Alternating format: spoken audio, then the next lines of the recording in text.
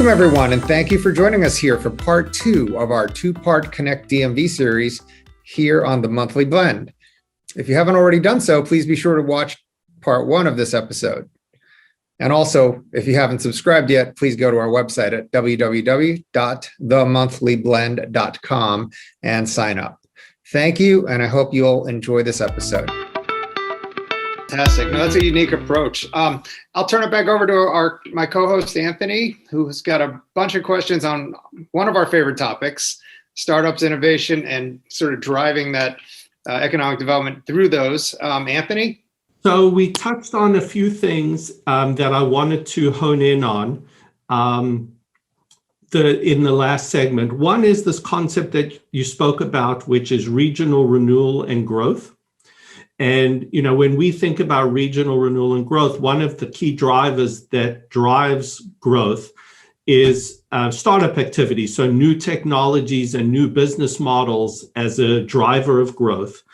And the second thing that you spoke about was just assets, so strategic assets in the region and what type of assets. So I'd like to kind of bring those two thoughts together and to kind of understand from each of your perspectives what you see are the DMV, within our startup ecosystem in the DMV, are regional strengths and regional challenges as you look at the DMV, and all of you have really a national viewpoint as well. So also as you see those strengths and weaknesses or challenges against other regional hubs. So George, maybe we could start with you on this one. Yeah, thank you, Anthony. This is a very interesting topic that people have been deep diving on for the last 20 years, trying to figure out what works and what doesn't. And, you know, we in the DMV don't really have a big reputation for attracting a lot of investment. And we look at the types of companies that come out of here. There aren't that many that make the press with regard to what it is. And one of the threads that I've always read is we are great at creating services type businesses, less so at creating product type businesses in the DMV. Most of anybody, and we have a lot of skills and talent and companies and alumni who have come out of the DMV have gone on to create massive companies in other parts of the country and other parts of the world. But that doesn't take root as well here as possible. And that's something we are very aware of. We have, you know, going back to strength and assets, right? We have a tremendous depth of strength and assets when it comes to deep tech, when it comes to domains like biosciences.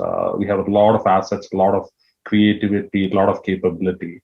I think what might make that better is creating networks where those capabilities and strength can provide access for the people who are the builders on the builder side of the house.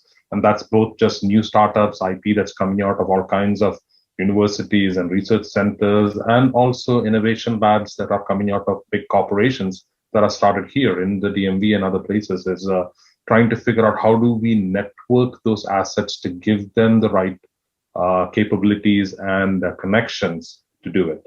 On the flip side of the house, when you're talking about buyers and funders like less risky things. When you're looking at funders specifically, risk mitigation is a big thing, which then kind of defaults itself into trying to look at products that have a market, products that are a little bit more stable, and, you know, that's how they mitigate risk, especially from a private venture perspective or a PE perspective. From a regional perspective, we haven't done as good a job to take those strengths and assets and connect them up into a holistic whole. And if you look at the buyers themselves, you know, there's private industry buyers. We have a significant strength in everything from cybersecurity to aerospace and defense to biotech to, you know, a number of those domains. We have major buyers here. But the biggest buyer in all of the world is the US federal government for pretty much most things. I mean, they are the largest buyer and they are here. And we are co-located with them, and we need to create a better network to have them have access to the new tech. Like I call new tech and deep tech, you know, death by 1,000 cuts, right? So if I'm in government or if I'm a large industry, I don't have the time to listen to 1,000 pitches to figure out what 3 might work for me. You know, there's a whole bunch of stuff going on. So you need constructs where somebody can help be the conduit, that glue, to absorb those 1,000 cuts and figure a way for big government and big industry to buy the right top 10. What is that glue? What is that construct? And I think from a DMV perspective, we have a very unique set of players with the federal government, with big industry here to provide that layer that sits in between to improve the types of innovation that happens in the DMV. Like competing directly with Silicon Valley on tech or with New York, Boston on sciences may not necessarily be the answer. I think we have a unique play here in that ecosystem for what we might consider an innovation, the types of companies that grow out of here. Just to add to George's excellent points, obviously this region has benefited from being the home of the federal government, and we do have a pretty rich ecosystem around services related to the federal government. Clearly, we have a growing cyber base, cyber services, cyber products. Of course, we've got the terrific biotech and life sciences cluster. Two things that I would say is clearly one of the assets this region has is our universities, and historically we have not done as good a job really leveraging that asset as much as we really should and can. And I think, you see Virginia Tech, UVA investing heavily in this region. Clearly, Amazon's location of HQ2 plays a role in that, but they were starting to invest in this region even before then, and now it's really on steroids. But clearly, universities in Maryland, University of Maryland, Hopkins, and of course, all of the universities within the region, we need to do a better job with the commercialization, with the transfer of tech transfer. What I would say from a system standpoint, if you look at regions that have been successful, and let's just take Austin, for example, I think by bringing together big businesses, startup businesses, and everything in between, they like stability and certainty. It impacts, the ability to finance and provide funding. It provides the stability for angel investors. It provides a healthy ecosystem. And so I think our efforts at Connected DMV to create the system change in terms of how the regional operating model, by bringing together the partners, the universities, industry, and government to create that more stable, sustainable ecosystem, that will have an effect on what we need to do tangibly and specifically as it relates to helping the startup community and both diversifying it as well as continuing to strengthen it. So one very kind of tactical thing that we are engaged with is to try to look ahead in the deep tech space, in the sciences space, and say what is coming down the pipe that we could grasp and what could we do that would make a difference 5 years from now. It's great to kind of go back and look at data science, go look back at cybersecurity and saying how did that evolve and what came about it, and how did it land in certain places versus others. Everybody started from an equal playing field like 15 years ago if you looked at cybersecurity, but we have winners and losers. And that's true across the board when you look at domains, right? So one of the things we did very intentionally starting about 2 years ago is to start to do that mapping. What could we be in 5 years based on what's coming down the pipe? And that's manifested in itself in one of the things is around quantum. Is what we've really kind of put our heads around and saying this is an area that is definitely going to be a dynamic shift change from the stuff that we have done. I was recently, part of a talk where Dr. Bill Phillips gave an analogy that the PCs, the laptops we use today, how different they are from an abacus. If you think about that technology difference between an abacus and the PC that you're using today, that difference is substantially going to be larger from the difference from a PC to a quantum computer, to give you a sense of the scale of the shift that's going to come down the pipe. So the Potomac Quantum Innovation Center is one of the initiatives that we are very actively for the last couple of years have been working on, is to take advantage of it, knowing fully well this is coming down the pipe. To Matt's point and to Stu's point earlier, we have assets in the region across quantum at the universities. University of Maryland is the number 4 university for quantum in the world. We have tremendous assets in regional FFRDCs like MITRE, We have big conglomerations here like Amazon and Microsoft and IBM who are doing quantum. And of course, we have the federal government, significant amount of work being done in quantum in the region. So we are kind of already creating a network of public-private industry in quantum, looking ahead 5 years, saying, if we want to be known, the DMV is one of the centers of quantum in the world, what should it look like? And I've been building the piece parts to kind of move it down that angle. One of which is around startups. We have a number of incubators, accelerators here in the region. We are working with UMD and others to create what the quantum startup economy is going to look like. The big startup in the quantum space that made press the last couple of weeks is IonQ. IonQ was started at the University of Maryland. It's the first major startup story in quantum, $2 billion valuation. There'll be a many number of those that come down the pipe, and we want a good number of those to come from the DMV. So what is that ecosystem that we could see? So from a connected DMV perspective, to Stu's point of additive looking ahead, that's been really our focus. Let's find areas. What are we good at? What are the assets? How do we network them? How do we think ahead a few years, put the pieces in place? So by design, in 5 years, we are a center for quantum in the world. And if I can I just add on to that of what Matt and George were saying? I think really one of our assets is our universities and the number of PhDs we have in the region. But then there's the yin and the yang. We need to develop talent pipelines with those that are underserved so that we have lifelong learning.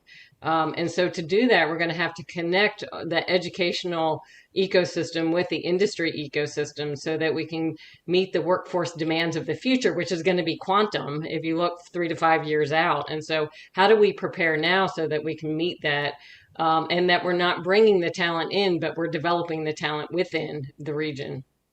Ecosystems is a word that you keep hearing from us. And, we live in an innovation age, and it's, as George says, it's accelerating. And what we believe is that the innovation and the digital age does not work in silos, right? It cannot work in silos. It only works in an integrated fashion. That means standardization. That means basically common views, common approaches and technologies, but it means collaboration as well. And so everything that we do is around this integration of ecosystems because we believe that's a requirement for entry into the digital age. So, again, I don't think we can overemphasize that, and you'll see that in every one of our initiatives. You guys talked about, the importance of stability and de-risking. And one of the questions around de-risking, if you look at the different risks that emerging growth companies facing, so in terms of market risk, finding product market fit, and execution risk, and product or technology risk, and capital risk. And we've talked a little bit about, just Sarah just talked about building up in terms of people within the region, and so many incredible universities that are here having the talent on the execution side. And we've talked about, just again, through universities and research facilities in the region, there's a lot of fantastic technology that is coming out. And the one risk I'd like to just kind of understand, because you guys really are looking at this in a very unique and powerful way. And again, with your vision combined with the team that you put, you're able to look at things in ways and look at problems from perspectives that people maybe haven't thought about it before. But how do you see addressing the capital risk part of it? So how do you see bringing in the capital that's going to be needed for some of these earlier stage companies as they start de-risking some of the other areas of their business in terms of capital inflow and risk capital inflow and growth capital inflow into the region? It's going to sound maybe a little flip, but I think it's still very true. Look, capital goes where people have their act together. Capital goes to where the right partners are in place in a real way, and so by showing that we have brought the assets together, the labs, the research institutions, industry, that there is fundamentally collaborative approach between government, community. That helps set the stage for capital to come in. Clearly we have some great success stories. NEA is not here for by accident. The venture and other PE money that's in the region isn't here by accident. We clearly need to expand that. And we also, quite frankly, we need to look at other traditional, areas of financing that, again, like, to your point, Anthony, like the stability, like to have the de-risked environment. So, I think, again, we're not doing as this region historically has been, one of the silos has been between our institutions of higher education. And the fact that we have not lifted up that asset as well as we can. And when you look across the country at those metropolitan areas that have done a good job, they have really leveraged their higher education and research assets much better than we have. So I think that's a job for us ahead. George, it might be worth also touching on. I mean, one of the things that we did by design was we brought that venture community into the upfront design kind of and requirements portion of some of the things we're doing, like on REDS and like the funding community, Matt, you brought in on the Pandemic Center. And so that they're at the table, not on the side as an adjacent piece that's only there for the money, but they're actually part of shaping what these new solutions look like, especially since a lot of the capital is going to come from them. Yeah, I can take so one of the phrases we use very regularly at Connected DMV is creating an informed loop between buyers and builders. And the phrase came from the fact that if you look at anything new that's been created, there's usually a 20-year timeline between an idea in a lab to it being in operations in industry in a regular way. It's a 20-year timeline. Take whatever you take, right? From a light bulb onwards, it's a 20-year timeline. So how do we reduce that? Even if you reduce it by like 5 years, you're talking billions and billions and billions of dollars by being able to do that. And the way to do that is, we feel by creating this informed loop, to Stu's point, having the buyers at the table, knowing what they're buying. And I'm not talking about product. I'm talking about product. I'm talking about people. I'm talking about solutions. I'm talking about what they can actually provide that will help the buyer. And in the buyer is the people with the money and the people who actually will use the solutions. They're both in that same bucket. So in many of our initiatives, you'll find the buyer set at the table. If I stick with just the quantum example, one of the things we're doing is we did a mapping in early 2020 on what are we good at as a region from an industry perspective. And then we mapped that against what are the types of solutions quantum can first try to help solve. And we came up with 4 industries. We are really good at it. Quantum has first mover advantage in it. A couple of them being life sciences and national security. So for each of the 4 domain areas that quantum can help, we are now seating domain cohorts that come from that domain, which includes a smattering of industry players, big and small, smattering of federal players like NIH, CDC type players, and a smattering of deep technical expertise who are kind of trying to solve in that areas.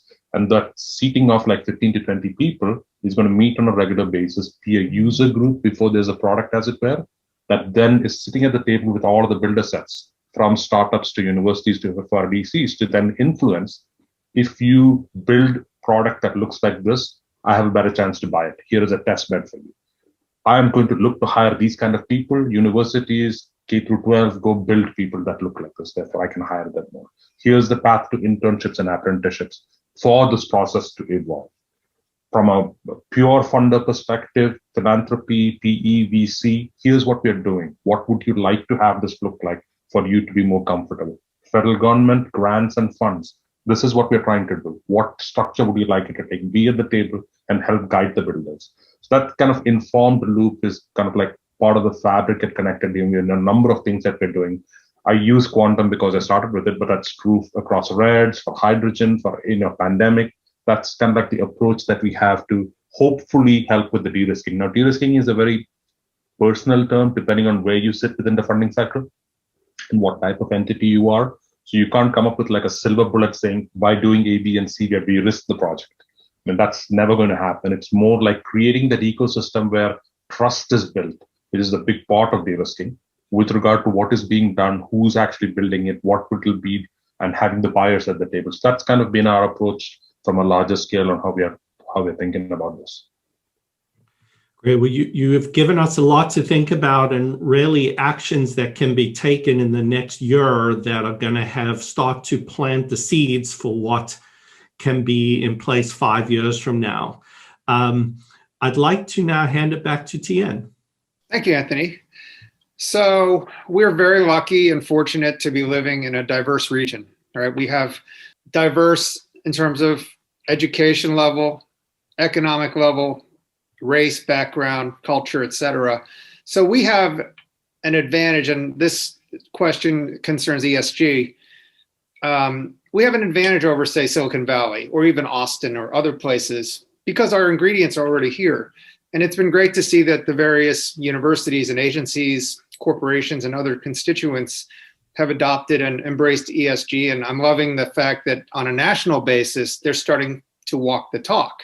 And I know all four of you have a national and in some cases an international viewpoint on, society and the frameworks that you're working on. But in terms of ESG, what do you see as sort of the bright spots for the DMV region? And what is Connected DMV doing to ensure that this is a sustainable movement and not just sort of a fad, right? That we can build this in and it flows into everything, education, startups, as Anthony was just talking about, and innovation. How do we make this a permanent feature, if you will, and an advantage, a competitive advantage of the DMV? I'll start with Matt, since this is a kind of a strategy related question, and then we can go around the horn, and very curious in Sarah's viewpoint as well. Thanks, Tien. So I think you start with the fact that it is in our DNA. It is explicitly, our mission objective, the intertwined nature of both economic renewal and social equity. There's some tectonic shifts going on right now in corporate America, especially with large corporations that you point out in terms of they're starting to not just talk the talk, but walk the walk. Now, will that be sustainable? I think that's, something it's a good question for us to ask, but it is certainly happening now. And I think the partners, if you look at the partners that we've brought together, and the very fact that we've, I think, changed the mindset for too long, this region has had the divide, whether it's an economic divide, a digital divide, services divide, education divide. The divide is there. As a very wealthy region, we also have some of the deepest inequity, in the country, certainly. So what we have tried to do, based on, again, that baked into our DNA, our approach is to bring in the right partners and collaborative strategic partners to really tackle this and make sure that we are looking at it with that new lens, with that fresh lens, and making it a fundamental part of what we do. So I'll stop there because I know my colleagues have much more to add. Yeah, before Sarah jumps in, I did want to say that, and we've had this conversation internally as well as externally, as well as with many guests, the golden rule, right? If she who has the gold makes the rules. So we're seeing limited partners and public pension funds that are investing into private equity and venture capital funds sort of requiring this now and making this, this old boys network is really not going to be around for much longer if this continues. And you're also seeing the sprouting up of new, we talked about capital. You're seeing the sprouting up of new sources of capital, first-time funds led by women, led by minorities and immigrants, and all this awesome stuff. So I think that is definitely something to look at. Is if the billions of dollars, trillions of dollars of retirements money is forcing investors and corporations to sort of adopt and deliver on their promise of ESG, that could be something good. But I know, Sarah, you've got tremendous background working with, some of the biggest players in in the field. What are your thoughts here? Yeah, so my experience is that inequities really stem from policy and practice, and that disproportionately affects opportunity for marginalized populations. So I think you really have to get into the system and look at policies, practices, the programs, and then change the culture and the mental models of how they operate. And also, one of the things I did at the Gates Foundation is actually go visit the marginalized populations to understand how they think. Oftentimes we want to overlay some of the initiatives or the solutions that we think that they need to uplift them, and then what is it that they actually really need. And so getting those thoughts into the mindset, I think, is going to be important. But really looking at policies and procedures, I think, is critical. And looking at the system itself. Stu, what are your thoughts? How do we make this thing sustainable? Is there an opportunity for DMV to emerge as a real, I don't want to use the word competitor, but a real alternative for companies like Amazon and others to come here because of our awesome diversity and our focus on ESG? Yeah, I think the potential for us is huge because we've been dealt the best hand. We just need to play it well. And so when I think about we're moving this task force into an enduring regional Congress, and that we're providing the means on a sustainable basis going forward for our region to come together and work together on these issues. But specifically within ESG, one of the things that we would note is that a lot of the issues we view as issues of infrastructure. And I think if we look historically at our region, the way we've tackled these problems have kind of been in one-off siloed ways, but we've been building bridges, right? And those bridges have tried to basically take a really good and well-intended initiative for a very specific purpose to get somebody to basically out of the situation they're in Anacostia and get them over to Georgetown. And the way we would look at that is, that was very well intended, but the divide that we have in this region is massive. The east-west divide, we would call it. And the divide has a huge gorge in the middle of it. And instead of building bridges over the gorge, we need to fill it in. And the way we'll fill it in is with social, digital, and physical infrastructures. And by doing that, that's a very different approach than how we've looked at these types of issues in the past. And that means, look, who pays the most for money? The poor do. They pay the most for money. They don't have credit. And it costs them a whole lot more to use their money than it costs maybe the rest of us to use our money. That's an inequity that exists. There are ways through digital innovation that we can address that in a really robust way, but that's an infrastructure play. That's treating money for the poor like running water. Digital connectivity, right? Everyone needs that to function. Just like, years ago, as we were thinking about getting electricity and running water to certain communities, now that's normal and we know that everyone needs it and expects it. Well, digital connectivity needs the exact same thing. These are infrastructure questions. Let's not deal with them as one-off kind of pilot projects. Let's say, what are the massive infrastructure components that are needed that take decades to get right? And let's fill the gorge in with those, not build bridges to try to get around it, right? And so I think that's a big part of the strategic intent that you'll see from us. George has done a lot of work around studying this east-west divide, and George, it might be worth talking about that for a minute. Yeah, sure, Stu. Stu's exactly right. The problems that we have when we talk about the East-West divide are systemic and have been created because of 1,000 years of policy, actions, things like that. I think, nobody's expecting anybody to solve it in the next 6 months. It's going to take decades to get out of it. But, filling in the gorge is the mechanism to do it. So, and by providing mechanisms for tracking what that is, the measurement of that is going to be critical for attracting ESG from especially large corporations to come here and saying, this is why it's moving the needle and it's moving in differently. And part of that process from our perspective has been underneath the regional economic strategy, the REDS umbrella, is to try to look at it. We call it our economic opportunity and equity model, where we are looking at that large kind of canvas of economic opportunity in the region every initiative that's going on, let's take one, food security for the region. When the pandemic hit, there was a tremendous hit and it exposed the seams within the structure on food security in the region. Even in places like Fairfax, this demand for food was spiking. But it is a very disjointed delivery engine for distribution of food in the region by design. It's mostly not for profits. It's a lot of community organizations and churches that's doing the last mile. So, when we talk about deep tech, it doesn't have to be space tech or quantum. It is basic blocking and tackling of these kind of things that we can then build boulders around.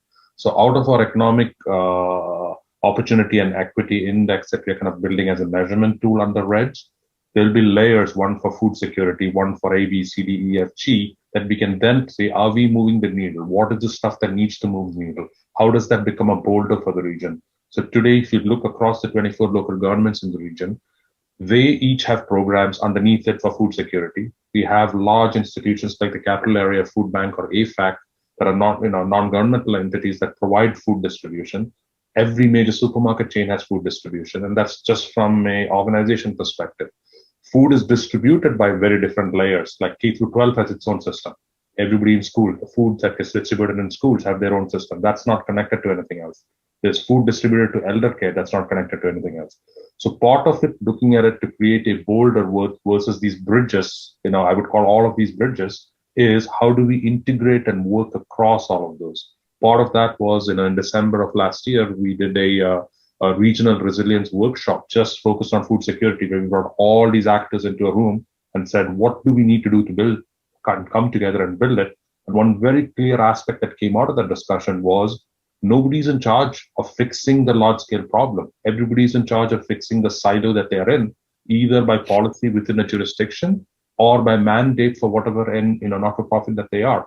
So there is a missing gap right there. So that's really the places that net new add, we see ourselves stepping in, identifying those silos where there are a number of bridges and saying, let's do that, but let's also focus on how do we make the need for bridges go away eventually. But maybe just a couple more comments. Sure. I think importantly, when we think about our initiatives, as George was talking about, RED, on pandemic, this goes back to, the model of connected DMV, rather than say social equity or addressing the inequities in addressing pandemics, have that as sort of a sidecar. It is, foremost part of our overall objective through the Pandemic Prevention Center.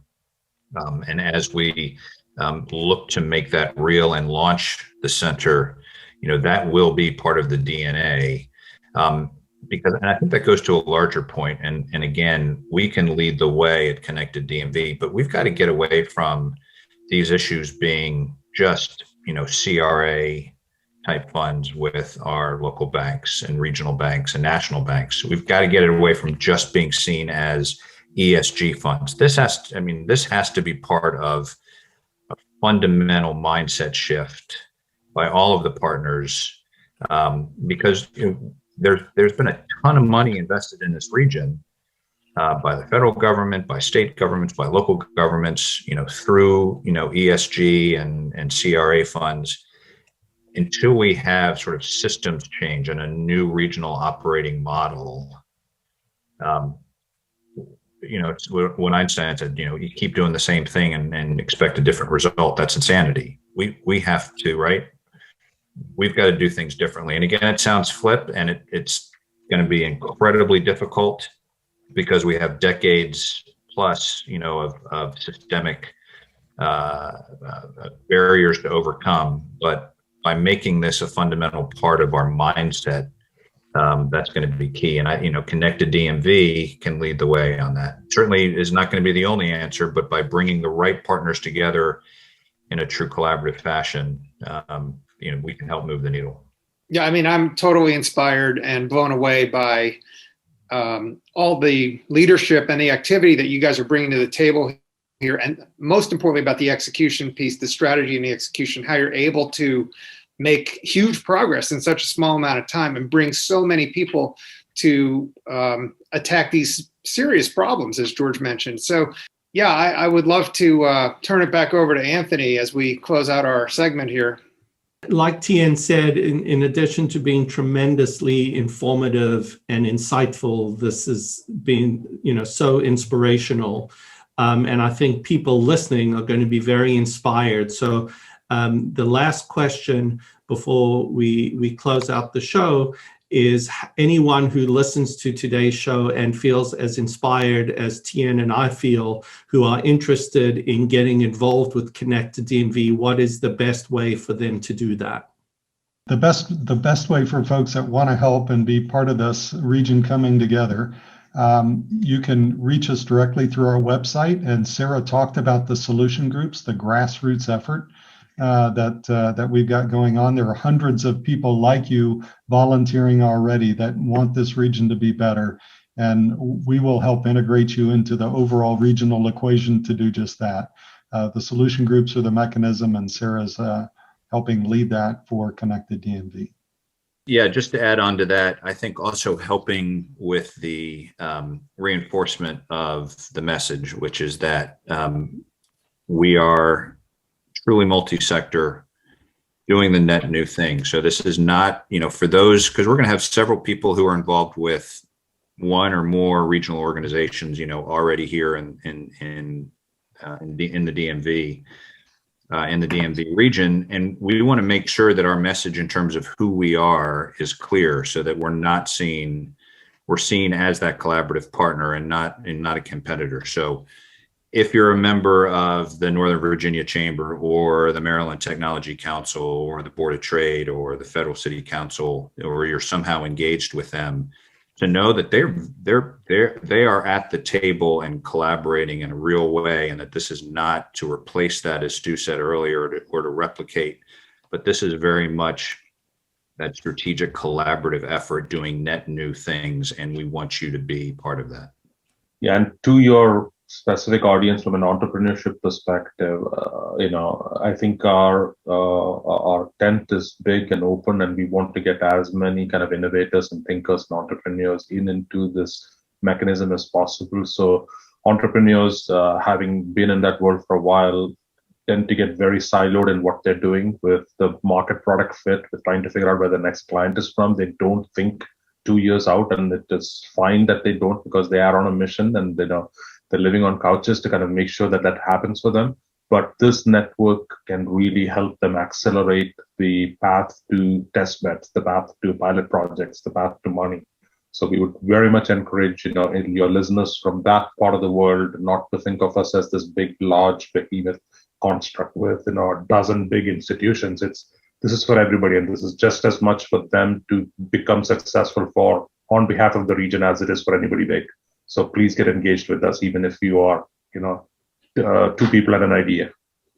And I will add in that exactly what Stu was saying. And I think getting involved in the solution groups, we need thought partners, we need leaders to really help guide us and help us to understand what the region needs and what's happening within the region around us.